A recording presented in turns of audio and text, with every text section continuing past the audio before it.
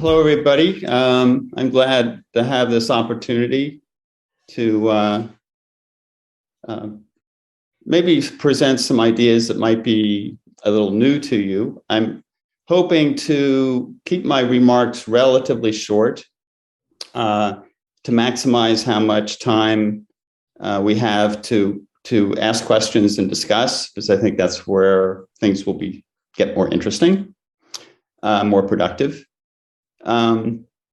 So as said in the introduction, my discipline area is broadly earth science geology, but with specialties in paleoecology and evolution as seen in the fossil record, looking at the record of changing environments over time in Earth history, including changing climates. So part of my interests are in climate science. And so given those interests, both teaching and research interests, grappling with the problem of pain and evil is an obvious necessity for me. As a scientist working in those disciplines and as a Christian, it's pretty hard to avoid those kind of questions. And I've thought about them for quite a while over my professional career. I've written a couple things. I've spoken on these topics before and written a few articles. One has to do with, this is just to give you of how I got to this point of looking at Tolkien to think about these issues, kind of what led me down that path. So I started looking at natural hazards and natural disasters as a type of evil. It's a part of what's called natural evil. And so there's a number of things that are obviously come out of the science of Earth history and the dynamic processes ongoing in the Earth, is that those processes, those things we call natural disasters or natural hazards, are part of the natural created order that are integral to the way the Earth works. And basically, they're just determined by basic physics.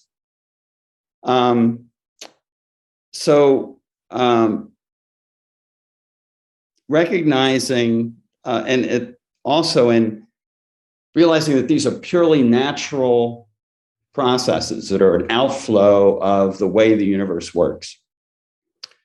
And yet, there's a lot of death and human suffering that results from those events.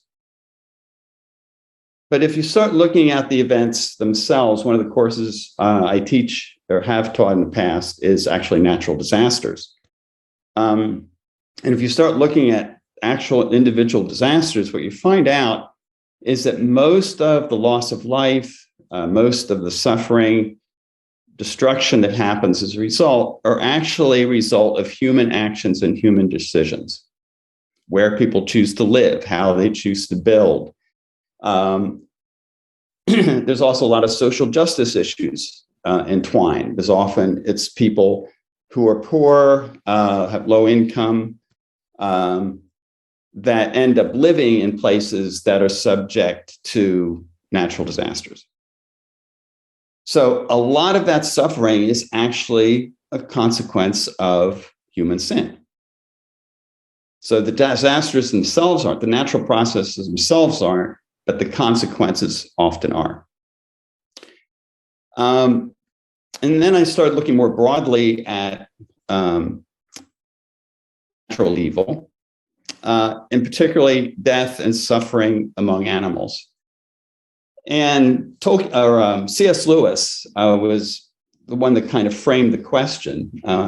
C.S. Lewis in his book Problem of Pain kind of presented the problem this way. Animals, non-human animals,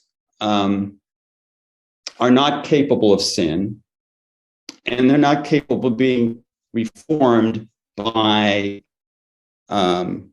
consequences from pain and the consequences of their actions.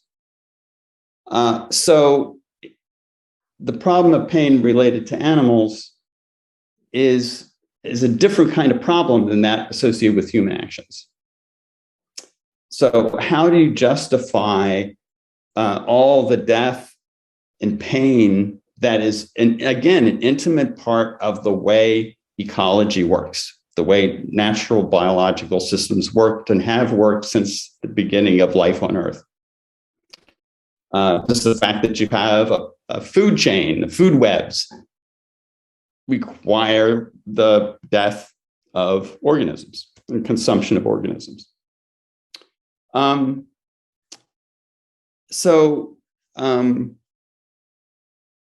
you're faced with this question: why is there so much death, and why did God allow a world in which there's so much death and pain that's basically built into the system? It's basically built into creation. And again, thinking about it from the perspective of the animal, most of what animals do, let's say they raise young, they have to protect themselves from predators, they have to gather food. These are very fundamental. They have to reproduce. So these are very fundamental processes of organisms. But if there was no death, all of those activities would no longer be possible. Why is that? Well, if no animals died, very quickly, the whole Earth would be saturated with what's called carrying capacity. In other words, the environment would be carrying as many organisms as it possibly could. At that point, you can't have more reproduction, because then you're outstripping your resources. And then you're hungry, and that's suffering. So actually, most of what an animal does can only happen because there's death. And if you think of it that way, actually, death makes essentially the fulfilled life of animals possible. Think about if there was no death or pain, they don't have to struggle for food. They never get hungry. They don't have to worry about predators. They don't have to protect anybody. They're not having any progeny. What is there to do? Just sit around in the field and say, gee, another nice day. So I think we can, from that perspective, we can see that it's actually a part of God's good creation. It's actually a good that comes out of it, a greater good that comes out of it. All right.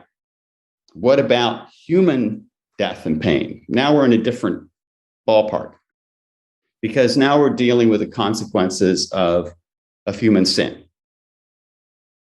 So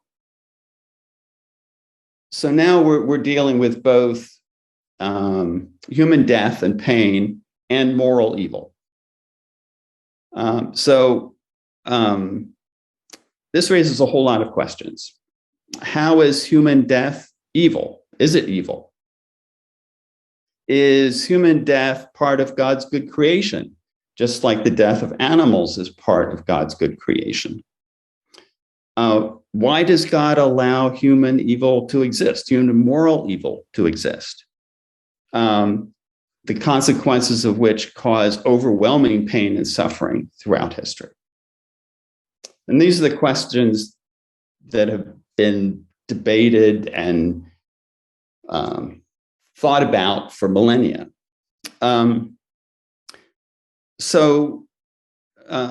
Addressing these issues is much more difficult than that of natural evil. And the answers are necessarily theological and require the use of symbols and analogies. Jesus' ministry in the Gospels, much of what he spoke was using analogies, using symbols. His parables were stories. He was a storyteller. And he communicated the nature and character of God and the nature of the kingdom of God by telling stories.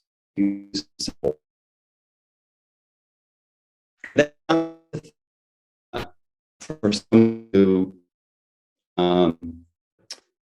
is a C.S. Lewis and Tolkien fan, that reading their work has been very helpful to me in thinking through these issues, because they're using stories. They're doing storytelling.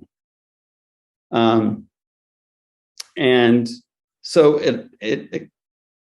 I think we have to use our imaginations. We have to use our creative imaginations in order to think through these issues. And I think fantasy literature can do that. So again, both Lewis and Tolkien are very helpful. In particular, I'm going to focus here on Tolkien's works, particularly Lord of the Rings, which I'm sure many of you, if not all of you, have read in the past, and also the Silmarillion. My experience is that many people who have read the Lord of the Rings have not read the Silmarillion. It's rather thick tome. It can be kind of intimidating, but it's very, very helpful in understanding how Tolkien understood what his theology was. It had expression in his writings. And it's very illuminating in dealing with these deep issues of physical and moral evil. And particularly the beginning of the Silmarillion. So I know that Tolkien understood his fantasy as a way of addressing important ways of recapturing basically a true mystical and spiritual aspect of the world. In other words, he felt like his fantasy was a way to actually connect people to the mystical nature of life and creation, to get below the surface and actually deal with serious theological and philosophical problems. I should say, and he was very emphatic about this, that his stories are not intended to be allegories. In other words, it's not, different characters don't represent different biblical individuals or different biblical stories or Jesus or so. It's not intended to be allegorical, and it's not a retelling of the biblical story. It's a imaginative mythology that he created, a very deep, broad mythology that he developed. So for those of you that haven't read the Silmarillion, I'm going to try to be brief and not use too much of the terminology. Those of you that have will hopefully connect. So I'm going to start with the Silmarillion, with the beginning chapters of the Silmarillion, which involves what's called the Great Music. And his divine, godlike figure, the pre-existing source of all created things, and who was all good, is called Iluvatar. And Iluvatar was the only possessor of what Tolkien called the flame imperishable, which enabled creation. It was a power to create. So Iluvatar was the only being who possessed that power. And the creation of the universe begins with a great music in which the Valar, which are, you can think of them as angels. They were spiritual, non-material, spiritual, very powerful beings that were created by Iluvatar. And he asked the Valar to participate in this great music and to contribute their own thoughts and their own ideas in singing this great chorus. This is really important because essentially Iluvatar is giving the Valar, these other created beings, the opportunity to participate in creation itself. And he also gave them free will. And free will of the creation, as we'll see, was a fundamental aspect of the good creation as Tolkien understood it. But that freedom also made possible, also had to allow for the possibility, if it was real freedom, for people to rebel against Iluvatar's will. And it turns out that one of the Vela, one of these powerful spiritual beings called Melkor, did that, because he was very desirous of power. He wanted to acquire power. And he also wanted to acquire the power to create himself. And so during this great, beautiful chorus, he started interjecting dissonant notes and dissonant themes that clashed with the rest of the song. And he was trying to kind of pull the song toward his own will. But every time Melkor tried to do that, Iluvatar took Melkor's theme and turned them around into a deeper and more powerful and beautiful music. And finally, there's this great crescendo, and Iluvatar ends the music. And after he does so, he turns to Melkor, who had been trying to twist it. And he says this is a quote from the Silmarillion. "And thou, Melkor, shall see that no theme may be played that hath not his uttermost source in me, nor can any alter the music in my despite. For he that attempteth this shall prove but mine instrument in the devising of things more wonderful, which he himself have not imagined."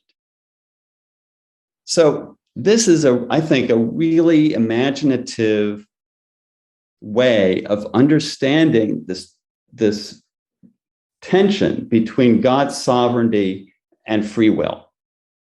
So Iluvatar was fully sovereign and fully good, but at the same time, part of the goodness of his creation was that his creation had free will.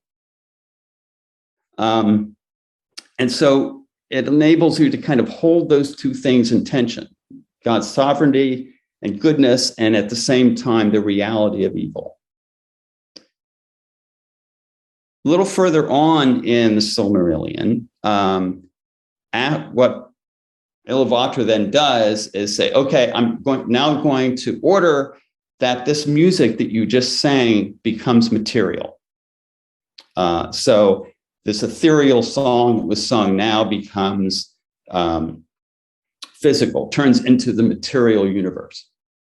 And then he sends or invites the Valar and also the other created beings, spiritual beings, to enter into that physical world. And there's a lot of things that happen in that creation process. And then the Iluvatar creates what are called the children of Iluvatar, which are the elves and humans. And he gives to each special gifts. And I want to focus on these particular gifts because I think they're very informative. The elves were given the gift of immortality. Mankind was given the gift of mortality. In other words, death in humans was a part of the good creation. It was not evil. It was not a curse. So he talks about that the those undying elves, they could die, they could be killed, but otherwise they would not die. And he argued that the death of the humans would eventually be something that the elves would long for after they've lived thousands of years. They'd actually long for the death that was given to the humans. So why is death evil? Why do we perceive it as evil? And the way Tolkien talks about it is that Melkor made it evil. And again, this is the quote of Tolkien, that Melkor took evil and he confounded it with darkness and brought forth evil out of good and fear out of hope. So fear of death is the actual evil. So Melkor convinced humans that death was evil and to be feared and to avoid it, something that should be avoided at all costs. So think about that. Then a couple more points I want to mention here, and then we can open up for discussion. Another, as I said before, this idea of freedom is really central to Tolkien's writing, and it's very clear in Lord of the Rings, in that all the various characters in the Lord of the Rings, all various types of characters, have both individuals that get pulled away to evil, essentially following after Sauron, or they follow the good, so that they're both given freedom. They're both given consequential choices, and they have the freedom to either move toward the good or toward the evil, toward the good of Iluvatar's will or toward rebellion against Iluvatar. And this includes everybody, all the creates. So there's Valar, for example. Melkor is a Valar, one of the most powerful Valar, and he rebels against Iluvatar. Sauron was once good. Among the Maiar, which includes the wizards, there were good wizards like Gandalf, and then there was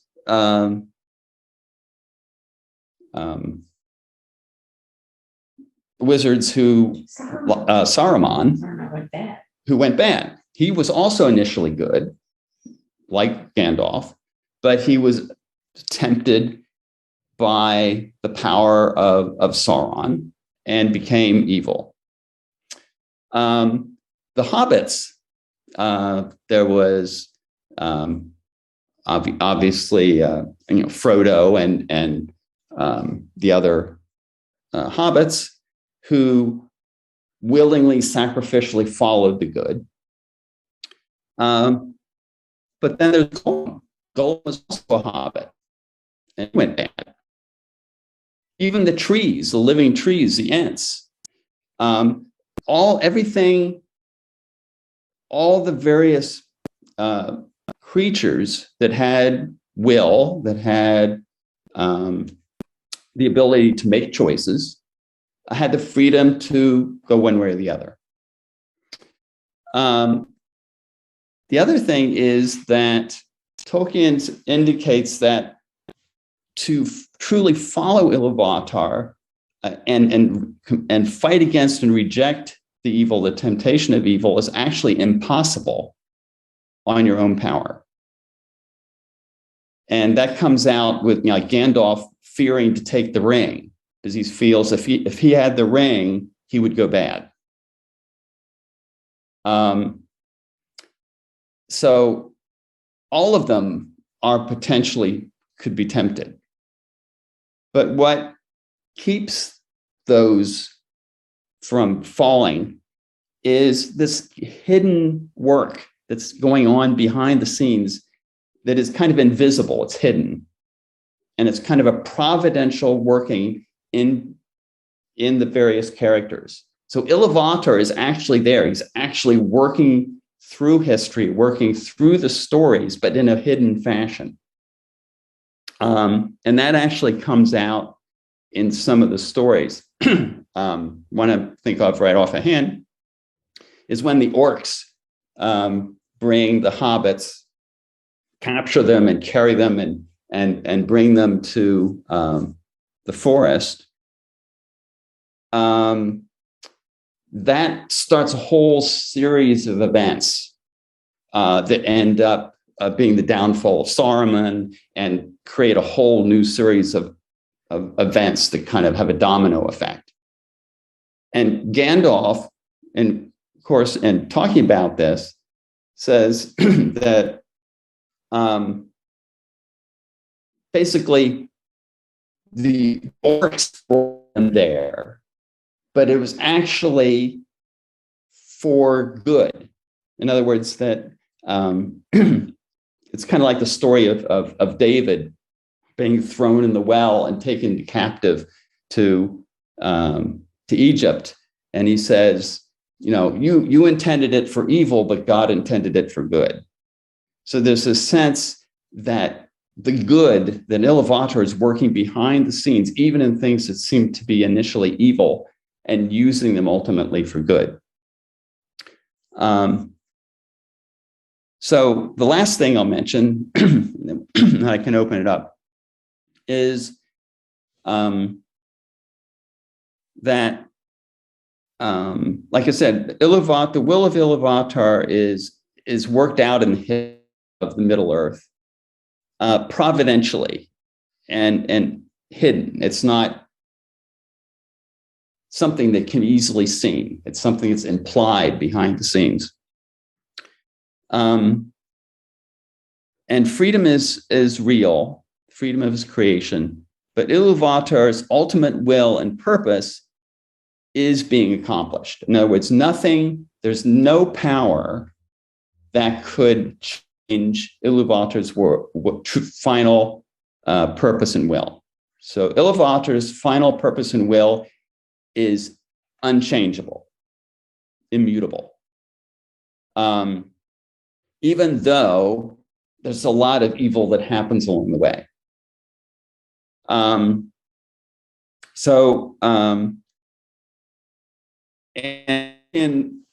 introduces in its other writings a term that he calls a eucatastrophe. And he argues that any good story, any good myth has to have a eucatastrophe. And a eucatastrophe is an unexpected, drastic turn of events that results in the deliverance of the story. And his stories have that. The culmination of The Lord of the Rings is the destruction of the ring and the final defeat of Sauron. But up until that happens, things look very, very bleak. In other words, that the story gets more and more tense, and the sense of there's no way out of this. And then somehow, in a completely unexpected way, there is a deliverance. And he calls that a eucatastrophe. And he was actually very explicit in some of his other academic writing that he understands the gospel as being the ultimate eucatastrophe. In other words, the death and resurrection of Jesus is the ultimate eucatastrophe. And it's a true eucatastrophe. It's a true myth. He understood the Gospels and the biblical story as being a myth, but it's a true myth. He was writing a false myth, an imaginative myth that was just a reflection of the true myth, which is the gospel. And he was very conscious that that's what he was doing. So the idea is that the end, regardless of the process that got us there, the end is going to be more beautiful than anyone could possibly imagine. And that's suggested in the Silmarillion and in Lord of the Rings. So I'll end there. I hope I gave you enough to chew on, and I'd be happy to answer questions or try to stimulate any kind of discussion. Okay, hopefully you can hear us here. So thank you. That was an excellent talk, very thought-provoking. I'm sure we've got lots of questions. So opening out to obviously those on Zoom, you guys can either shout out or you can put your answers in the chat, or if you've got questions here, then raise your hands and let's speak clearly so we can hear over here. So do we have questions for Keith? Oh, okay. We go. Yeah. Okay, Scott. Can you say more about eucatastrophe in relation to how you tied the story to the resurrection? Yeah. Again, the eucatastrophe is obviously it means true catastrophe. Catastrophe is some kind of very large, earth-shattering event. But it's an event that kind of turns the historical narrative on its head. So if you remember from Lord of the Rings, what happens at near the very end of Lord of the Rings, so that Frodo is working his way toward Mordor and toward Mount Doom to cast the ring of Sauron, the One Ring, and have it unmade. And so it goes through all this very torturous efforts. And then when he gets there, he is overcome by the power of the ring. So again, it's this idea that no one is immune from the power of evil and the temptation of evil.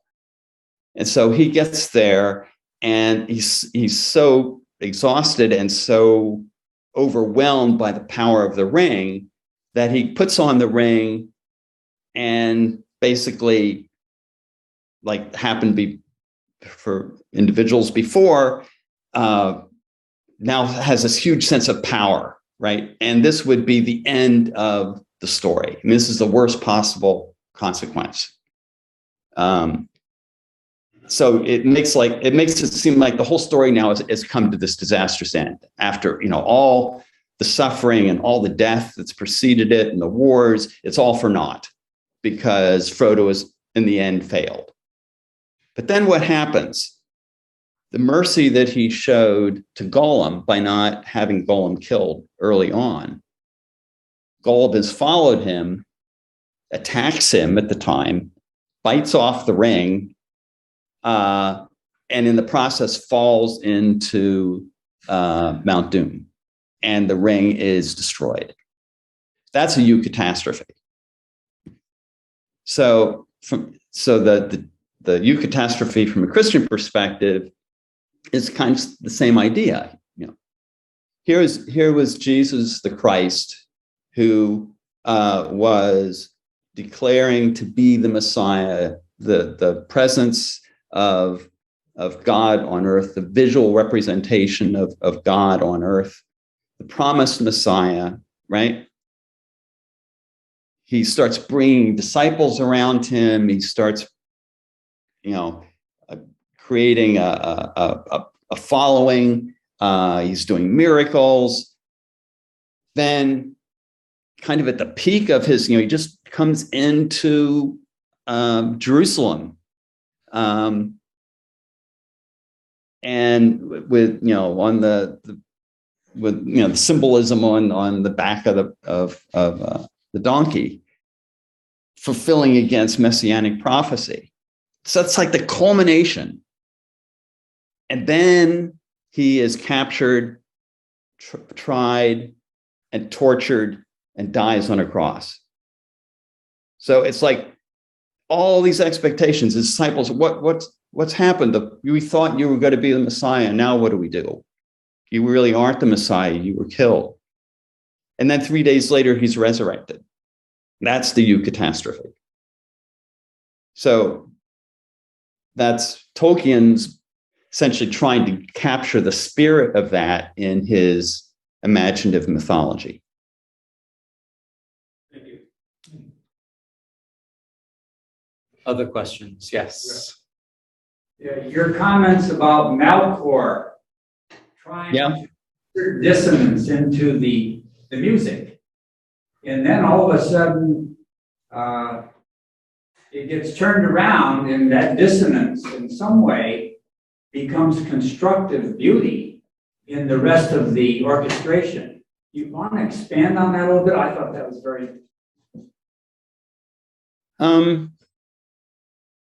Yeah, it's again, so as you remember, as I was trying to say at the beginning there, the song was, the great music was actually an act of creation.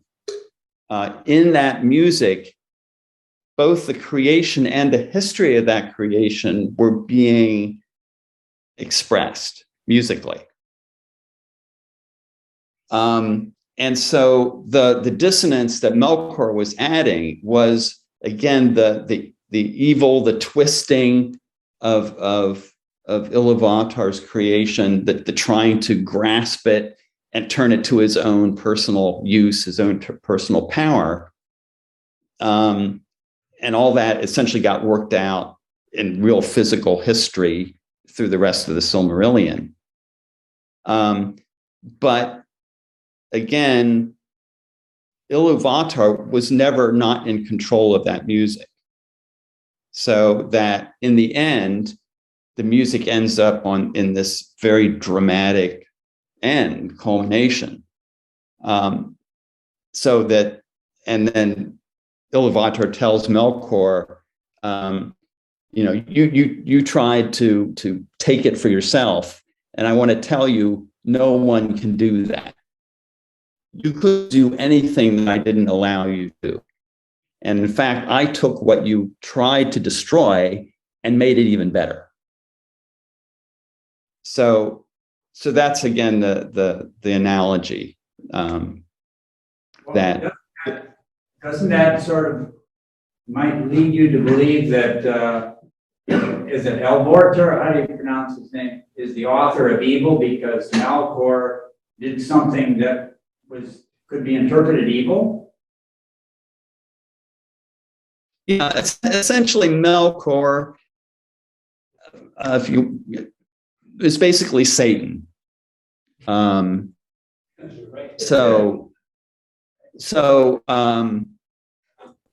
If you want to make that kind of a comparison, so he served that same kind of role.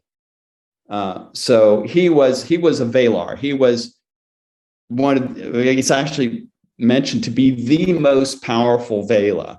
I mean, it's the most powerful spiritual being that Iluvatar created. And he was the one, because of his power and his wisdom and his knowledge, he got obsessed with that and wanted more. In fact, he wanted to displace Iluvatar. He wanted to become like Iluvatar and be able to create and control things and mold creation to his own will. And he couldn't do that. He had no power to do that. So from a Christian perspective, I think the way you would think about that is that the powers of evil that exist, however you understand them, don't really have any ultimate power in themselves. That God alone can create. I personally think that that Satan has no creative power at all. All Satan can do is distort and twist and things that already exist. He has no creative power of himself. So that would be the analogy to, or the Christian comparison to the powerlessness of Melkor ultimately. I mean, he could do a lot of damage, he could do a lot of death and suffering, and have have huge impacts in the history of Middle Earth. But in the end, Iluvatar remains in control. That nothing's happening that's outside of Iluvatar's control. Thank you. Yes. How would you respond to the alleged argument that Smeagol is the, I guess you could call it, essence of the human in the real world? And as we see, he is the ultimate struggle between the forces of good and evil in his mind after the ring, forces him to kill his friend. So would you say that just as kind of Christ, in a way, even though Tolkien never meant this to be allegorical, comes into our lives, we may not always choose at first, just like they did when they crucified him, to follow him. And just as, even though Frodo showed mercy and took care of him on their journey, and then he, felt betrayed by him, but ultimately, he was kind of brought back to good by helping Frodo destroy the ring. Would you say that that's a good, accurate analysis of the human struggle throughout our entire lives, even if we choose Christ, between good and evil?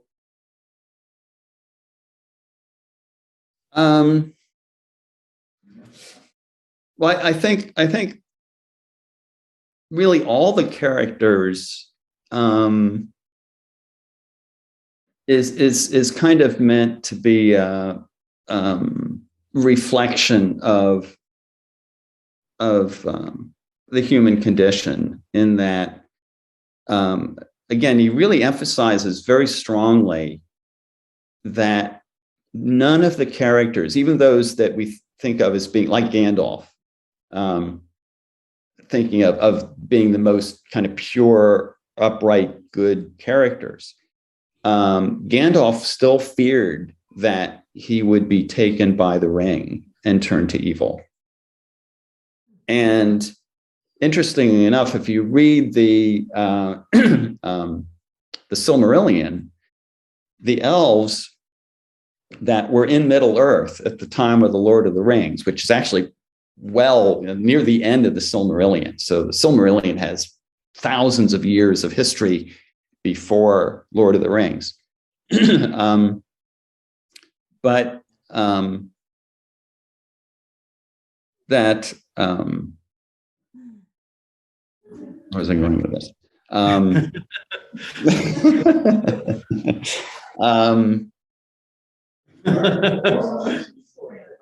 Yeah. Okay. That again, that all the characters had this potential to fall into evil, and that I think that that's a realization on his part of that's the human state, that we are all potential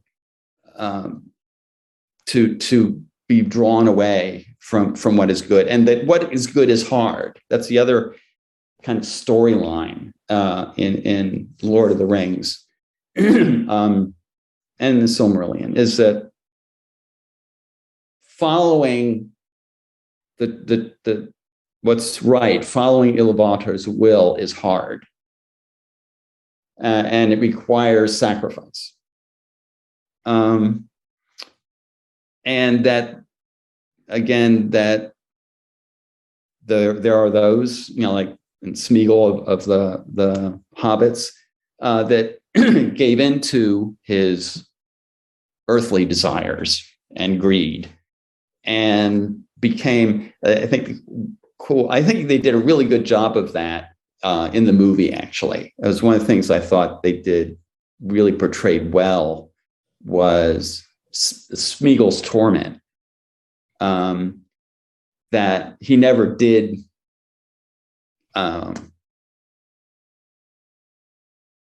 was never able to follow the good, and was ultimately destroyed by it and destroying the ring at the same time.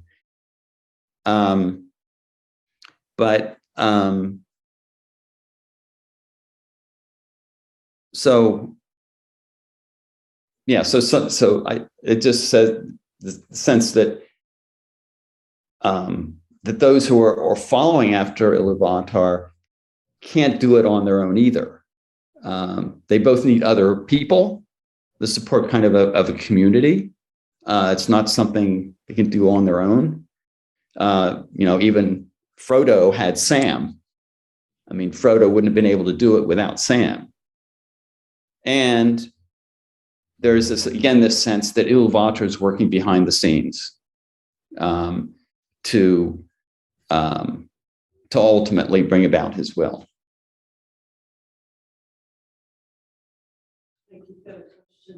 Oh, yeah, it looks like Paul has a question. Yeah, this sounds to me a lot like process, Whitehead Hartshorne's process philosophy, where God allows freedom, human freedom, and yet God doesn't control, but he guides and lures all of the creation, the evolutionary process, if you want to get towards a greater beauty and complexity. And wouldn't you say that we humans are, in a sense, the apex of that evolutionary process to date? And of course, it's not stopping. It could be something even better than we're doing.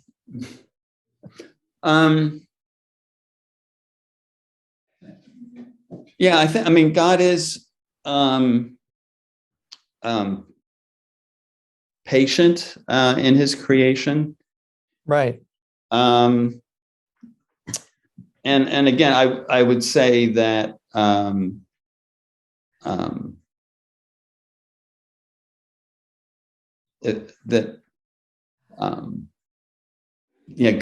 is in creation. God is immanent in creation. So God is both kind of outside of creation. God is not part of creation, but God is intimately interacting with it. Right. And so God is, I think God is drawing creation according to his will, the history of creation. Right. And hopefully each of us individually, God is calling us and kind of drawing us to more clearly or more effectively reveal his kingdom and right. Kingdom of God on earth, right? Earth on earth as it is in heaven, so to speak. Yeah. Right. Yeah, that's the way I put it. I have a question. This is Craig Story. Here at Gordon College. Thank you for the presentation. I've always kind of wanted to read the Silmarillion, but cool people. Now you have a reason to. Well, Stephen Colbert, into it, and so it's got to be good. I didn't realize it was like put together by his son. I just read that on Wikipedia, like in the 90s. Yeah, most of it. Anyway. But yeah, I'm not a Tolkien expert or anything by any means. I'm just read his book. But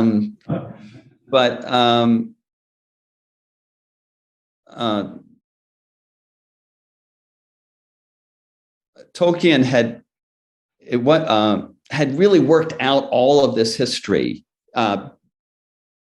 along the way as he was writing The Hobbit and then The Lord of the Rings, and he was working out all this detailed cosmology. So he built this whole detailed history. As you probably know, he built a whole language, a couple languages. He was a linguist, so he liked languages. So he invented whole languages for the various, for the elves and so forth.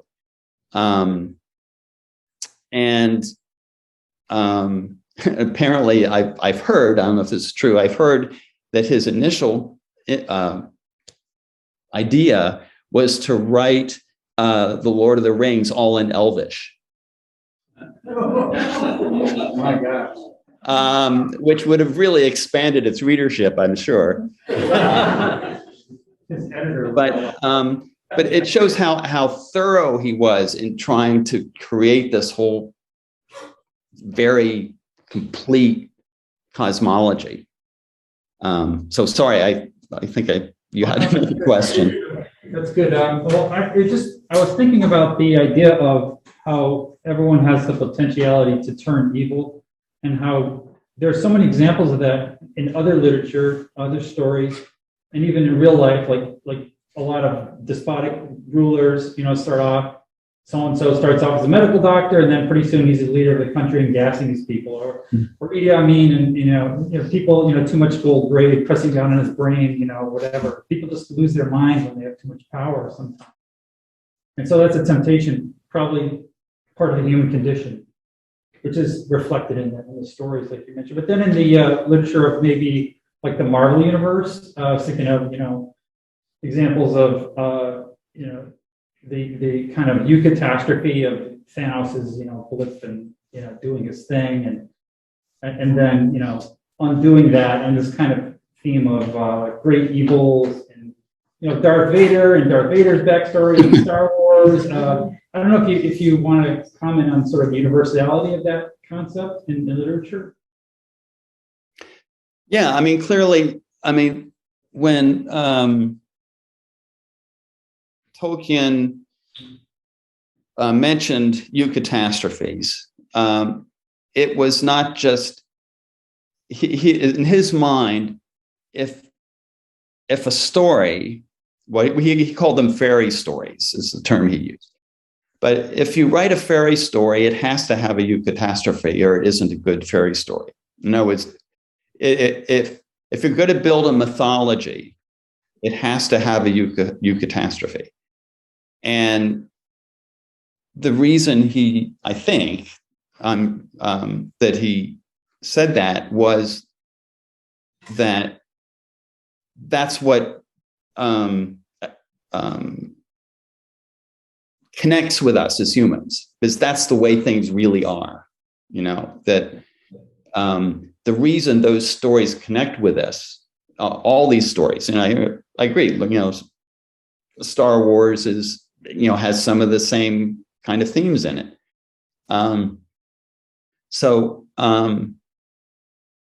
That the reason those stories, those mythologies, those fantasy stories connect is because there's something there that really speaks to us as being true. That's really how the world is. That's really how people are. So I think that's why he felt that if you didn't have these kind of tensions and seeming contradictions and these unexpected dramatic turns of events, that the story isn't going to connect. Thank you for that. And I think it's like freedom is really essential part of this whole thing, which is God's gift to us on many levels, us in the universe. That's a key concept. Mm-hmm. Yeah. Thank you. Other questions?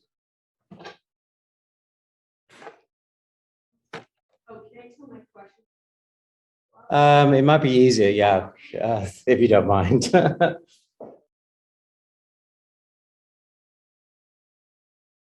So how do you see Ungoliant fitting in with Melkor and Silmarillion? Like, because she definitely has a different type of evil than Melkor. So how do you see those two things working together with your larger themes? Who's the other character you're talking about? Sorry. Ungoliant, the giant Oh. spider creature that devours everything. Okay, yeah.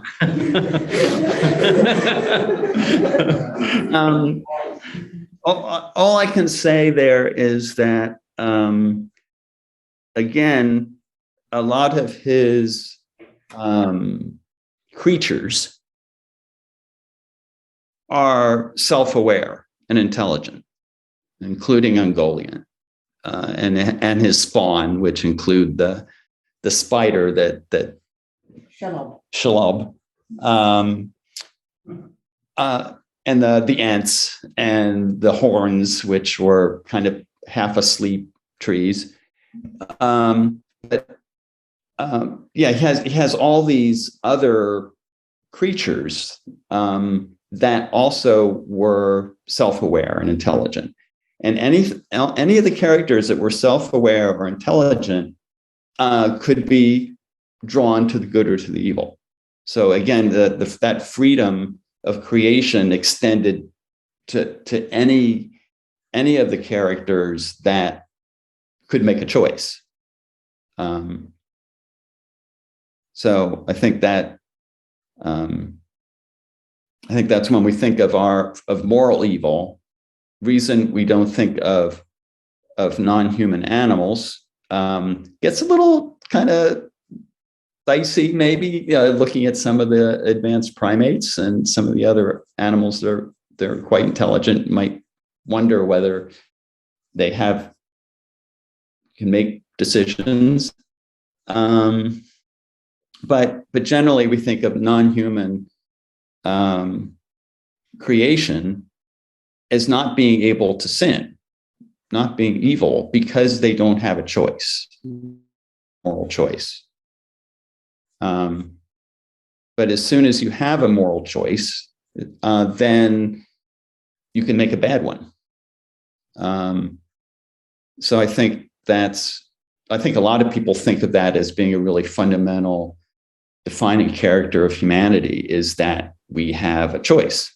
We can make choices, and therefore we are responsible for those choices.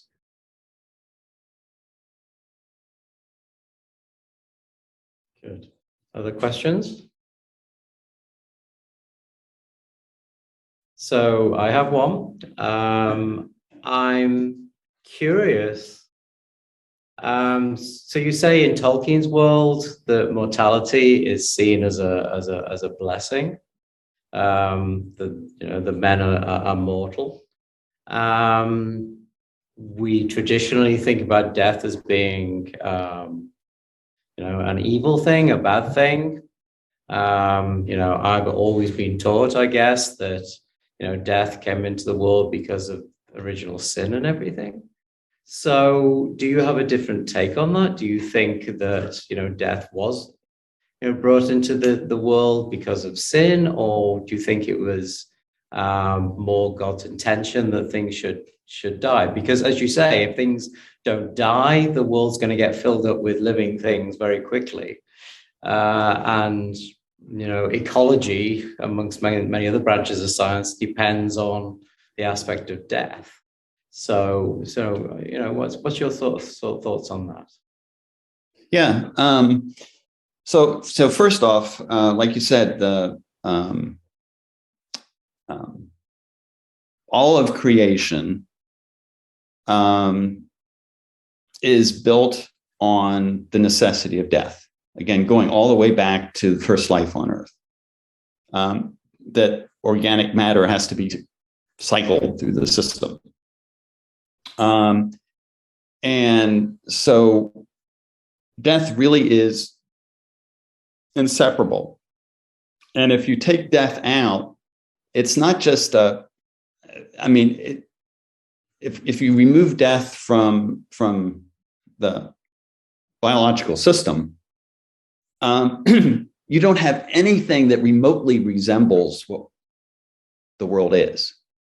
So to say that death in the created world, biological world, is a consequence of sin, I think is untenable, because you would have effectively sin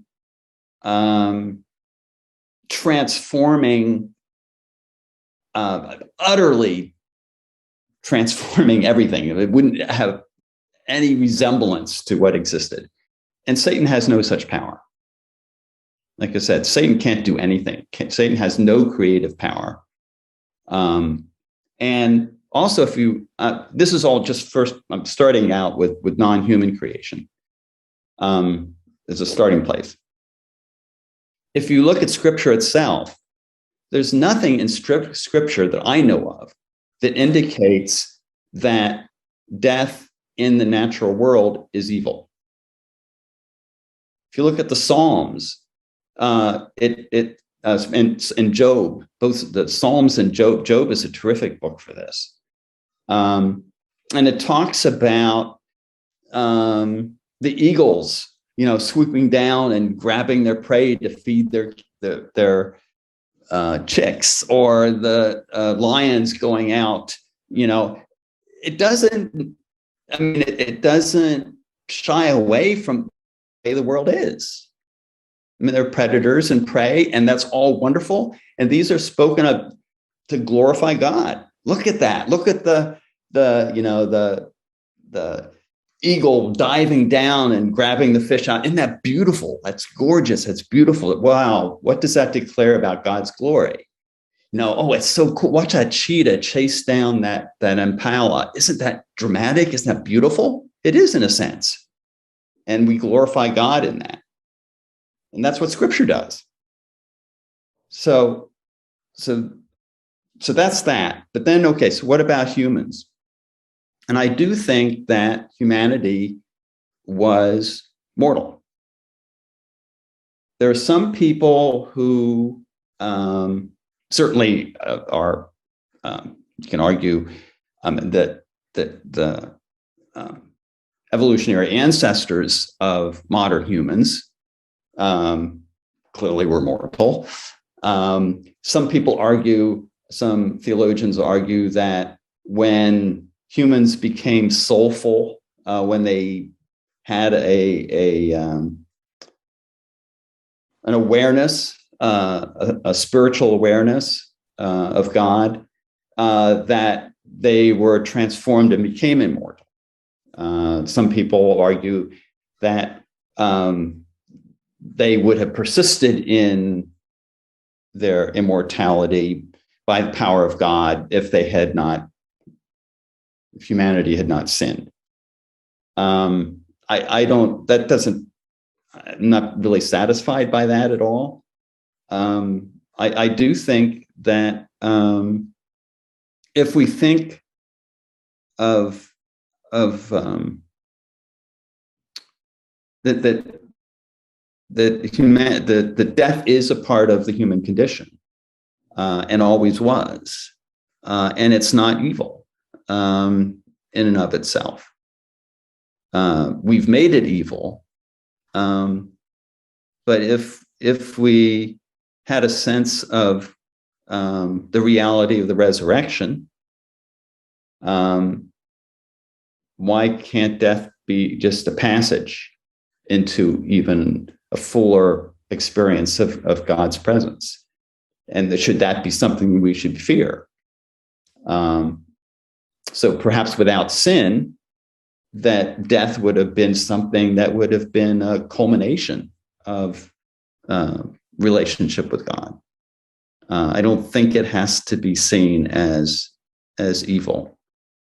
And lots of people will say, well, the references to death were actually spiritual death. I think Jesus uses that a lot in the Gospels, where when he talks about life and death, he's not talking about physical life and death. We'll talk about people that are living and they're dead. they're like dead man's tombs, and so that the oftentimes as a spiritual condition, not physical life and death. So that's the best I can do with that. Yeah, no, that's great. Thank you. Any more questions? Comments?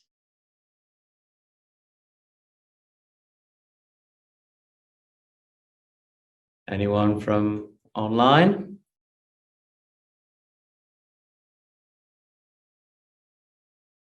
Okay, well, thank you so much for a very thought-provoking and interesting talk. Thank you for the question and answer session.